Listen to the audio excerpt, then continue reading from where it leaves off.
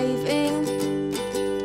Hope comes and stops us in our tracks. Bravely we prove in our striving, trudging together each day. Where there's a will, there's a way. The views and opinions expressed on Trudging Together are solely those of the host, co-host, and our guests. They do not necessarily reflect the views of any organization, fellowship, or other entity, and definitely not your boss, your neighbor, or that one guy in your home group. The content of this program is not intended to replace medical, psychological, or professional advice. If you're looking for that, please seek guidance from qualified professionals who spent way too many years in school. What you'll hear here is based on lived experience, recovery journeys, and the occasional bad coffee-fueled joke. Trudging Together is not affiliated with any 12-step fellowship. We are simply people sharing our stories and walking this path together, one day at a time. Thank you for joining us, and remember, recovery is serious business, but that doesn't mean we can't laugh along the way. We're live. Thought I'd give myself a drum roll in. It was more annoying than anything. It's probably not a good idea to keep these by me. All right.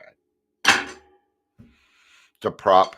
They're a prop for Take 12 Radio because we play a lot of music, so I air drum. Good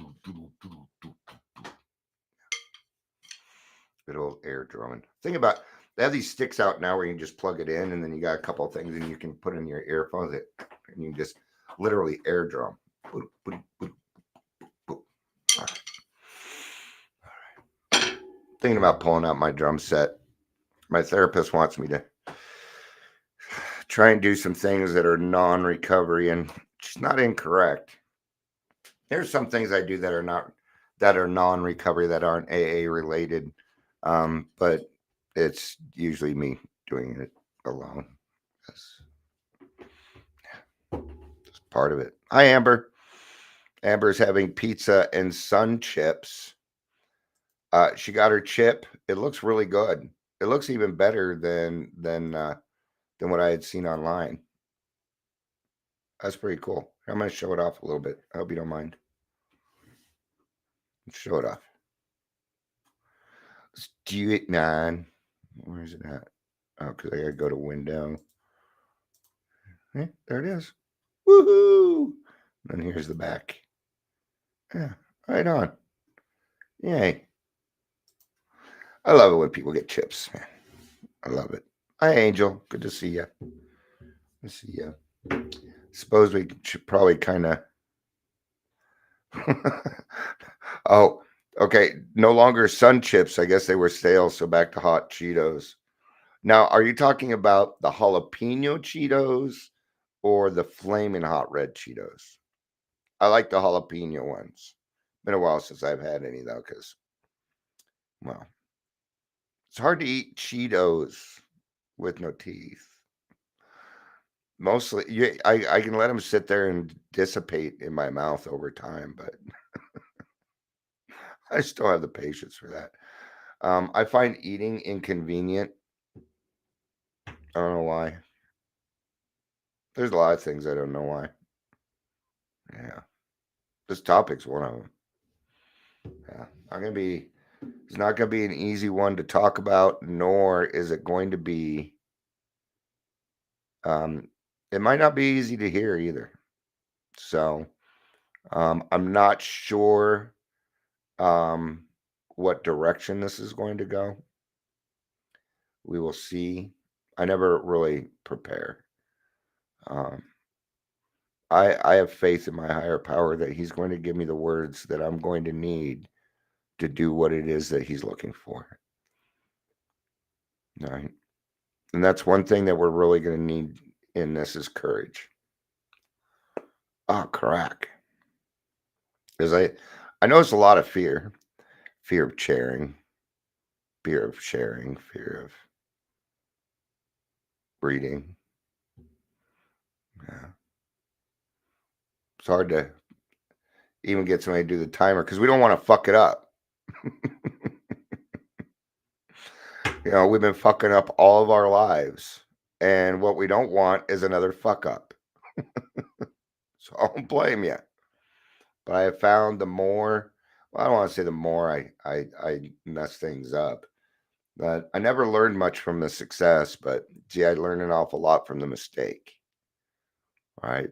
And if we can get to a place where understanding that a mistake we have made can be turned into something a little more positive. So people in grassroots have been finding that out. They made a mistake, but then they confronted it, and because they confronted it, we were able to make changes for the better. So sometimes your mistake will actually benefit the whole.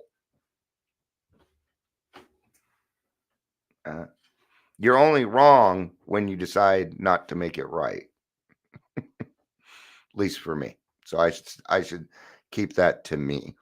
And I am going to preface this. What I'm talking about today is from my experience. It might be different for you. That is okay. There's not one, I don't know that there's one way to healing for a lot of things, or that we ever really totally become healed. I'm not sure. And I'm not sure because I haven't really, I've done some healing, but it just seems like every time I get through one thing, another thing seems to pop up for me. Um, and it's been often that people have told me that I have a resentment towards something when it wasn't a resentment, it was trauma, and I could not help myself. It was happening for me, it was happening in the moment. Right. I'm also going to qualify myself here a little bit that that I can talk about this. Okay, I'm diagnosed with 5 different mental illnesses, and I hate it. I hate it. It makes me feel so separated from a lot of other people. Most of the people that hang out with me have been through trauma. They have other mental illnesses. Most people that listen to me have other mental illnesses. And to think that as an alcoholic who went to sordid places for companionship and approval, that I'm not going to walk away without any trauma, right? All right, so let's talk about it. Welcome to Daily Trudge. I'm Dion. We don't do weather topics here. We don't usually have we don't talk about the easier things. What I'm trying to do is make it so that the harder conversations might be a little bit easier for you. If I can be a good example on how to present these things, then maybe you can do that too, and we can help more people. If you're here, please say hello, whether you're watching the live or the rewatch. I don't do this much, but if you like what I do, if you appreciate, then please feel free to spread the wealth, to share my stuff. Um, Everybody kind of listening already does that. So now keep in mind, I don't know what it is. You'll share my stuff. I may never see it because it doesn't tell me. Facebook doesn't tell. Is it when sometimes people will comment on my stuff and it never tells me. So I have to go searching through my page sometimes. Uh, like earlier, um, right here, I have to scroll down through all my stuff. My Amber 9 hours ago literally tagged me in a post. Here, let's show this to you. I got to do a little bit of screwing around because it's easier to talk about this stuff when I put a little screwing around into it. Right, right here. Right, she said it 9 hours ago because I was, and it was pretty funny. I'd go back and watch this if I were you. It was pretty funny. But if I go over here, oh yeah, now it's making a liar out of me. That wasn't there this morning. That's hilarious. That's hilarious. It put it up because I said it doesn't do it. No. Oh, it's funny when you prove yourself wrong in front of everybody. It's a little embarrassing, but uh, considering what I've gone through. So, you went up at 6:40. I mean, you went up at 6:45 a.m. It means you went up at 6:40. Okay, got it. All right.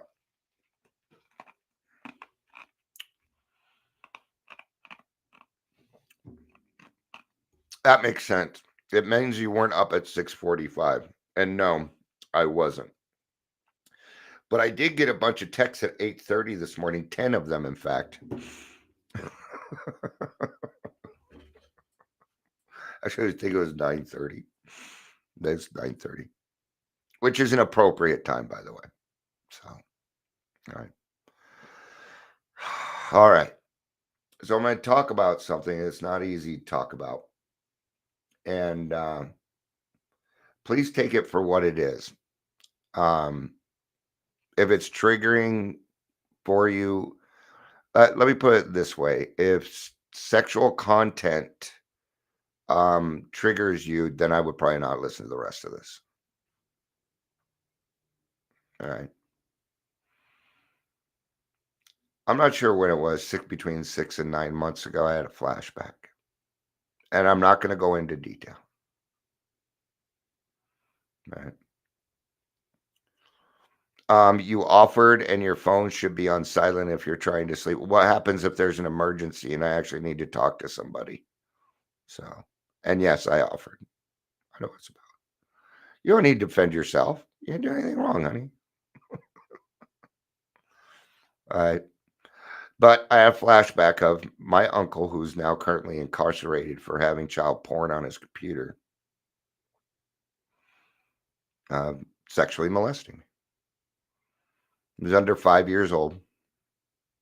I was pretty young. Actually, I don't know what age I was. It's weird because I have a weird concept of time, but I remember a lot of my early childhood. My brother even better. He's got a mind like a steel trap. Right. I tell him I'm like, you remember being sperm, dude. You probably remember being born. Because his memories like that, right? Well, it answers a lot of things. Okay, now remember we're talking about the difference between resentment and trauma. Now, was this my fault? No.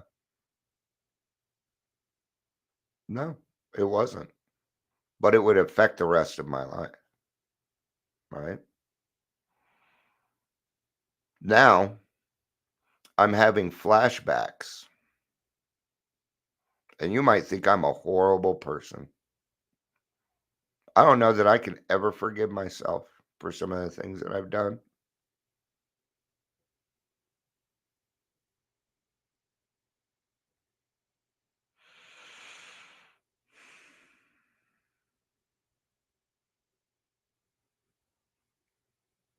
I mean, how do you work through that? How do you go back and make it right? Now, as a child myself, I'm talking between 8 and 12 years old. And there are some things that's as far as that part's going to go, just so you know.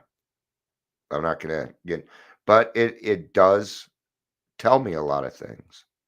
Okay. So what is it that we're working with? Well, my whole life I've been in survival mode. For years, my parents and my brothers and sisters would give me a hard time because whenever we'd go to Idaho, I would flip out. And by flip out, I mean I'd throw myself on the ground. I didn't want to go. And I got a lot of flack for this. I got made fun of. Now, and I'm not mad at people for making fun of me. They didn't know. Maybe they did know. I mean, if somebody remembers everything, right? I don't want to forgive. I don't really want to forgive. What I want to do is go beat the fuck out of some people. You know, I've been saying this as a joke lately, kind of, but it fits for me. In the Avengers, there's this part where Bruce Banner is working with Tony Stark, and Tony Stark like electrocutes him a little bit, or doesn't. He's trying to piss him off enough to turn him into the Hulk, and it's not working. And finally, he asks him, he's like, "What is your secret to your anger?" And Bruce says, "I'll tell you the secret. I'm angry all the time," and I get that. I'm angry almost all the time, and I pull it back. I pull it back because I don't want to be angry all the time. That's not something I want. Right? Which is why we confront these things. Right? See, when it comes to trauma, forgiving and forgetting is not, you know. Now, I will say this. There were parts of that did become a resentment that the 4-step really helped me out on. Right? These people were supposed to protect me, including my older brother. It was his job to protect me from this stuff. Now, he was a child at the time, too. Right? So I find it weird that I'm in a family of people who've been in the program for years and years who have master's degree in child psychology, but don't understand that when their own person in their family acted that way, that maybe there was something going on. Right? Because trauma is going to come with a lot of anger. Right? So let's dig into this a little bit more. Right? Well, I was giving you examples. I'd like to let people know why I'm talking about this stuff. Right. And I'm not the only person that's even listening who's been through something like that. So, you know, so I don't feel alone in that, if that makes sense. If I did, I wouldn't be talking about it. Right. So, all right. Resentment is a feeling of anger and bitterness from a perceived injustice or slight, often involving unspoken expectations. All right. So in this case, my expectation was that I was to be protected as a child. Okay. Now, does that make it a resentment? No, because this is a reasonable expectation. Isn't that a reasonable? I think that's a reasonable expectation, don't you? Because I do. Right. The expectation that turned into a resentment would end up being all the other little things that came along with it, like making fun of me going to Idaho, like that. That part would be a resentment. But the act of the abuse was the cause. It's the cause and condition, right? Where the abuse started. And it started very, very young. Right. Now, I always just thought it was weird. I never went through the stage of hating girls. Nope.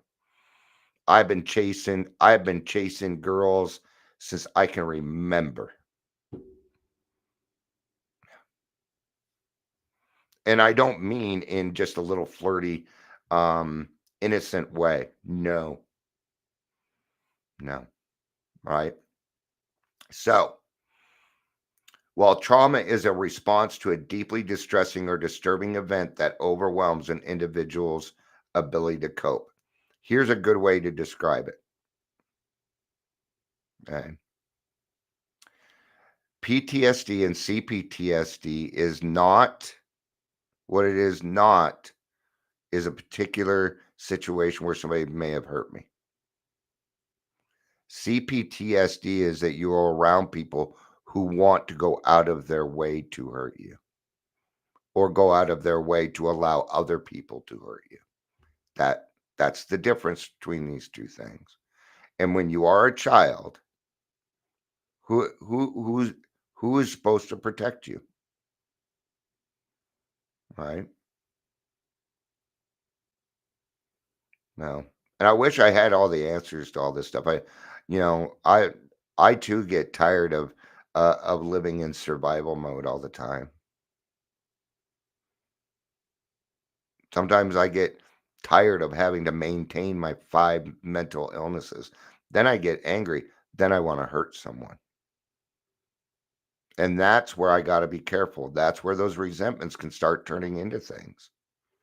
I remember sitting in 5th grade thinking of different ways to kill my classmates. I was that kid. I was capable. I didn't have the means, thank God. Yeah, 5th grade. And we're how old in 5th grade? 10, 11 years old. And I'm already thinking about killing people because I hate them that much.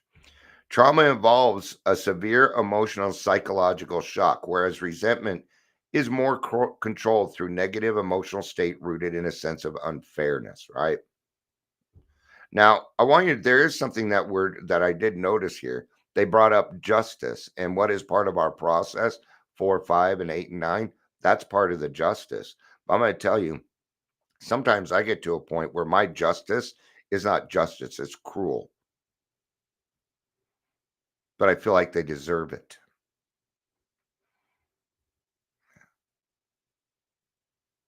You thought you were the only one that went through this stuff. You may not go through that. Maybe I'm alone on that one. I don't know. I don't think I am. Right. Ha! This just popped up. Did you know that narcissist spelled backwards is toxic asshole? Okay, it's not, but if they can twist reality, so can we. That's a good one. That's a good one. I'm gonna show it to you. Chad Gracie put it out. He was the drummer of Live. See, did you know that narcissists? I gotta share it. All right, there I shared it, so any of you can now steal it. Also, all right. So resentment. What is the nature of a resentment? A feeling of bitterness or indignation, offering simmering over time, fueled by perceived unfairness or humiliation. All right. See, I'm trying to think I'm trying to match this to where my resentment, because it's like, is it a resentment that my parents put me in a group home at 14 and left me there? Or is that trauma? Or is that trauma? It's trauma. It means they didn't want to be around me anymore. It means what they said to me was I was not worth time. And I have felt that way all my life. My therapist asked me, because we're trying to figure out something else for Dion to do. Nothing makes me happy. Nothing excites me. She's like, why do you think that is? I said, because I don't feel like I'm worth happiness. Right? A lot of times I don't feel like I do deserve happiness, especially when I'm getting flashbacks of this stupid shit that I did because somebody did something to me. Because I'm not like that. And it's very disturbing. I'm looking for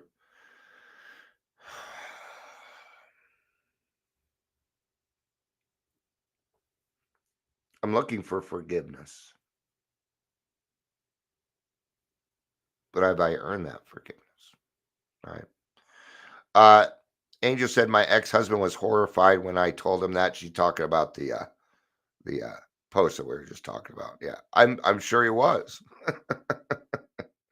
Right? What is the cause of a resentment? It can stem from specific events like feeling used, unrecognized achievements, public humiliation, or emotional rejection. It can also be sustained by continuously dwelling on past grievances. See, for me, right now, here's a good example, and I bring it up because it's happened to me. Right, just one time I went to the Segundo, and I found this teal. Suit, and there was just something about this suit. I went and tried it on, and I'm like, damn, I look good. Now I'm going to tell you, this wasn't a white man's suit. Okay. And I'm not trying to be racist because I'm not. Okay. All right. And I proved it. I got on the bus. Okay. Bus driver who was black, he's like, oh man, that is a great suit. Every compliment I got was mostly from black men. Okay. So I wasn't wrong on this until somebody comes along and says, hey, there's that one little spot that's off on that suit. And I'm going to be pissed at that person.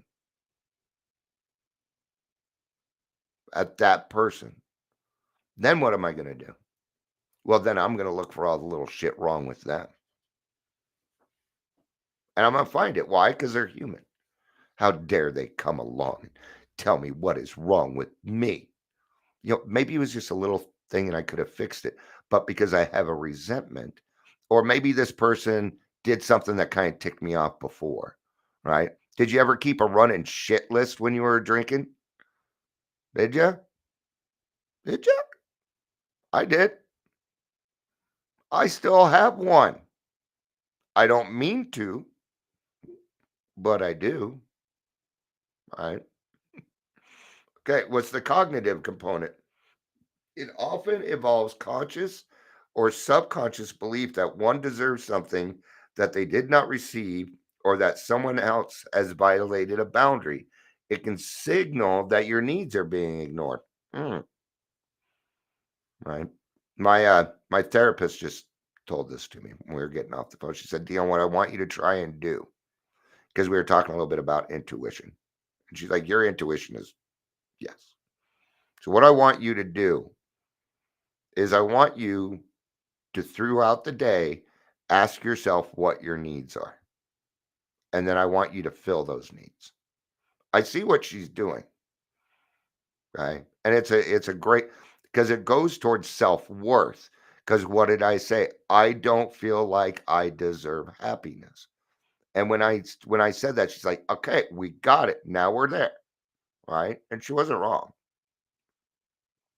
Right. So that suggestion was brought up to me. I think it's a good suggestion. So if you're in a position like me, try giving that a try and that'll help you throughout your day.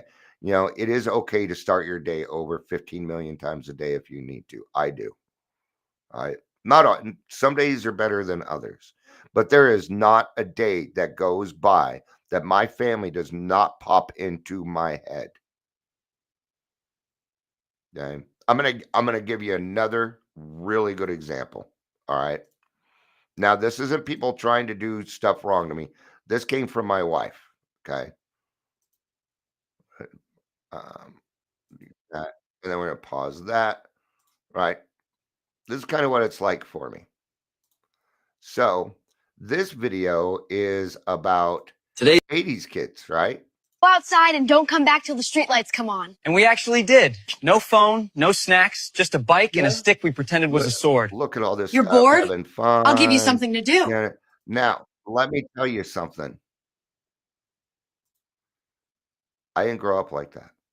See, when I see things like that, I'm like, you guys had that life. I didn't have that life. I didn't, I was, that did not exist for me.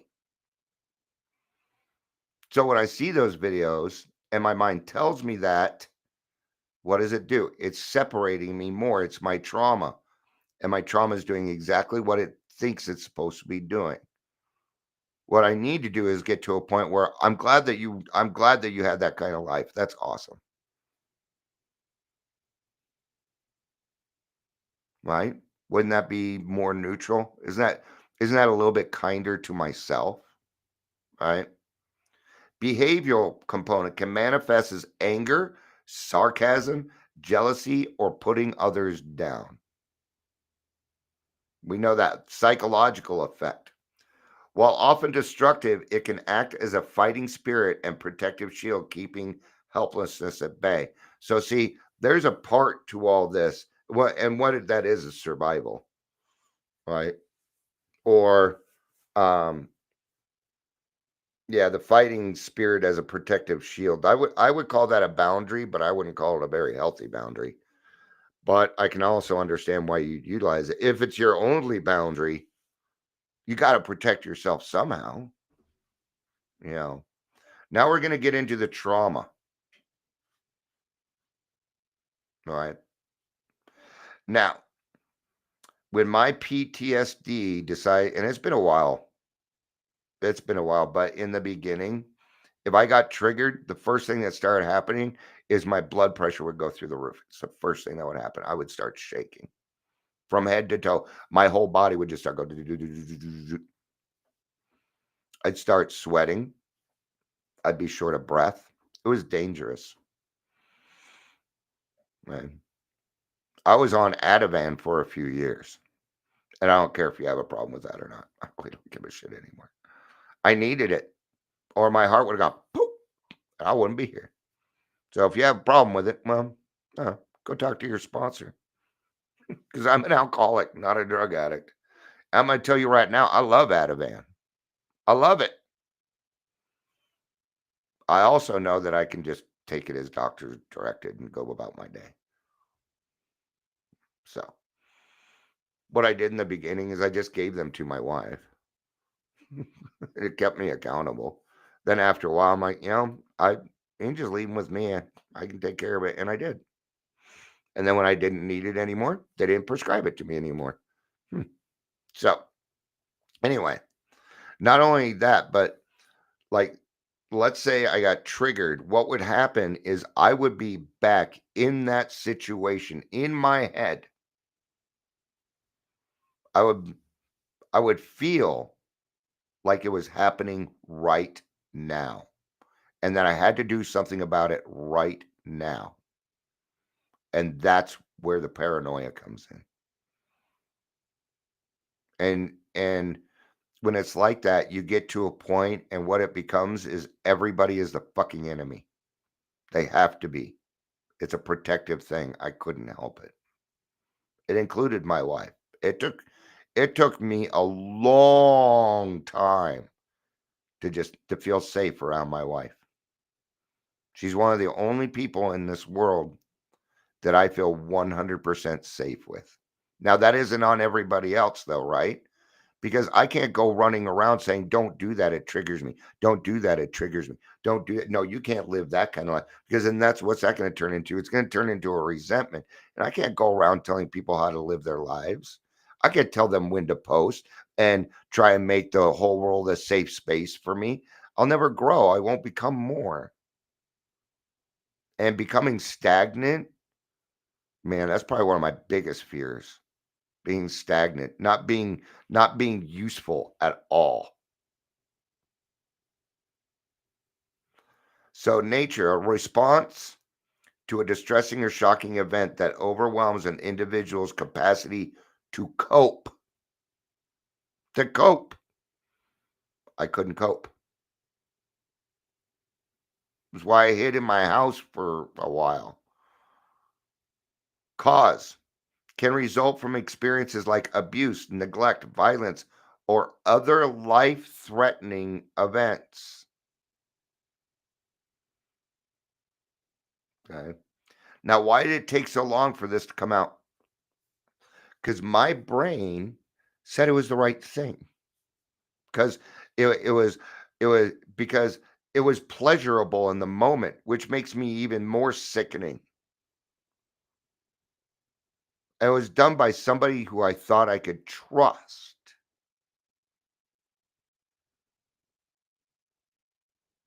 Okay. And it screwed up every single sex relation I've had. Right?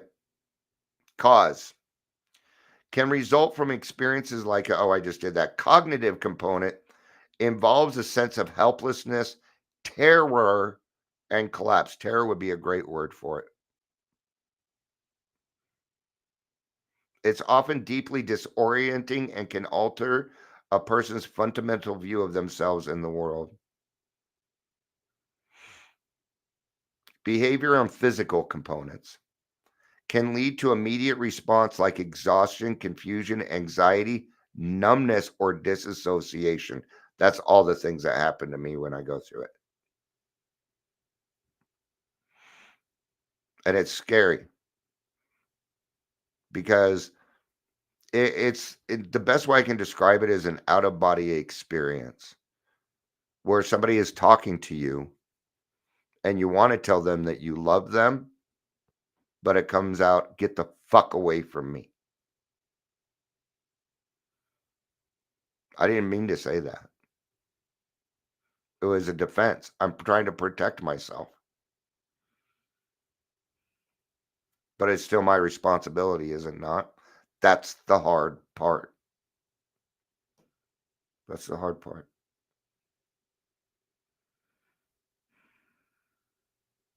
Psychological effect leads to long-lasting changes in an individual's emotional, psychological, and even physical state, often affecting their sense of safety and trust, right?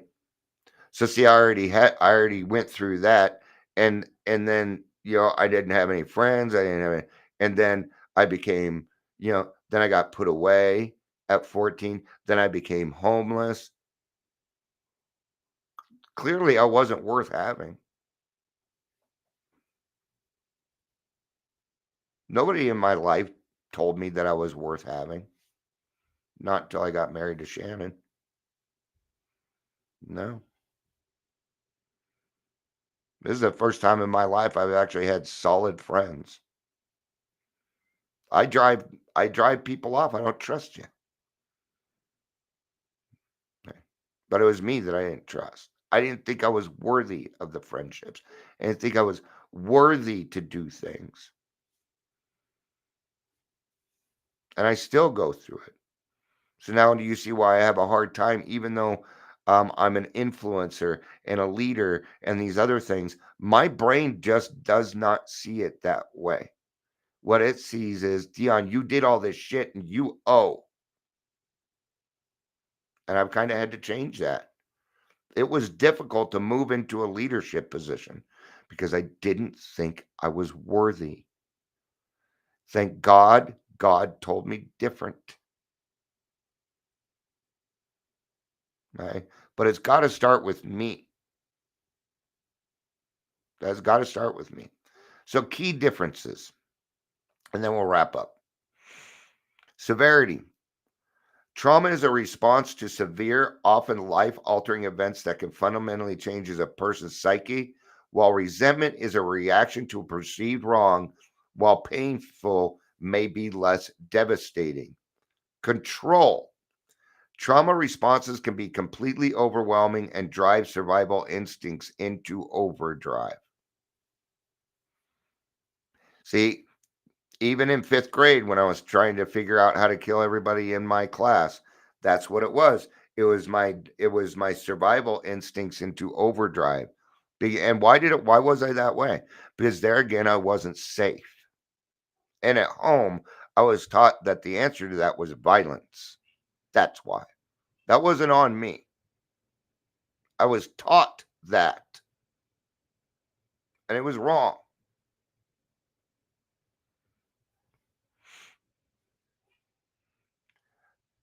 Trauma responses can be overwhelming. So the control resentment, by contrast, can be more controlled emotion that allows for continued functioning even while feeling angry or bitter.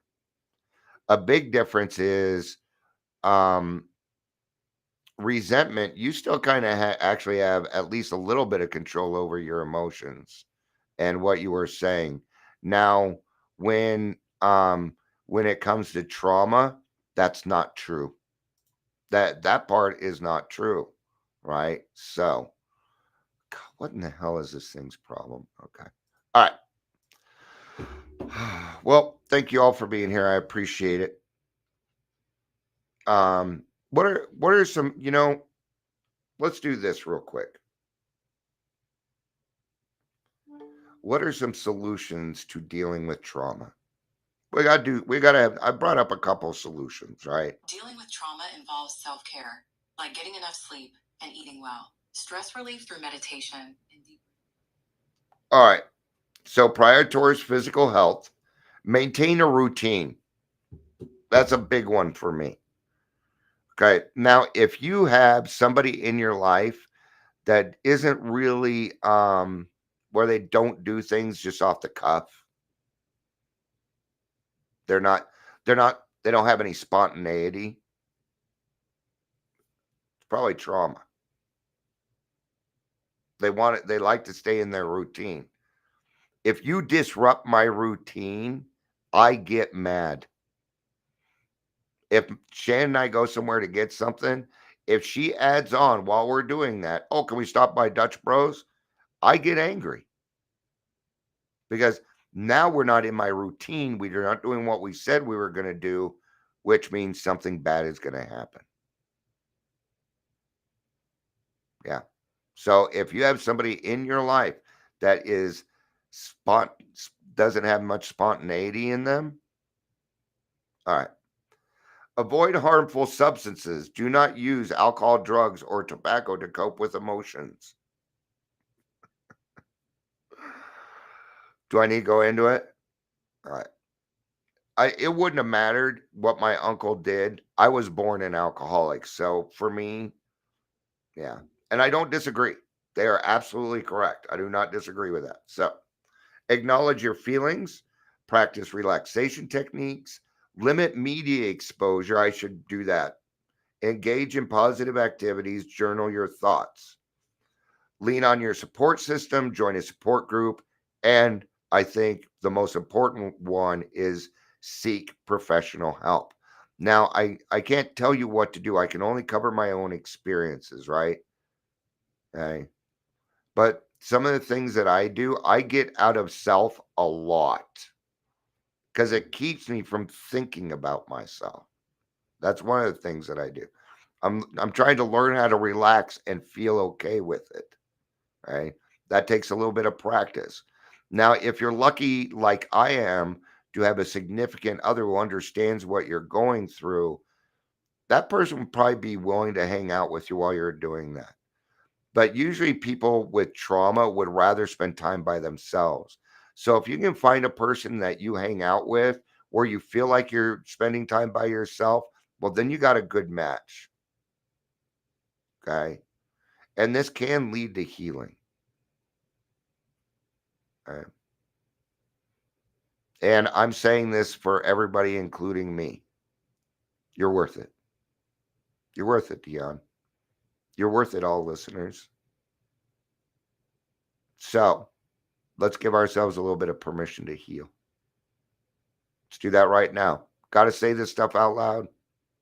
Dion, I'm going to give you permission to heal. I forgive you. I forgive you. Thank you all for being here. I appreciate it. I love you and me. You know I do. Peace out.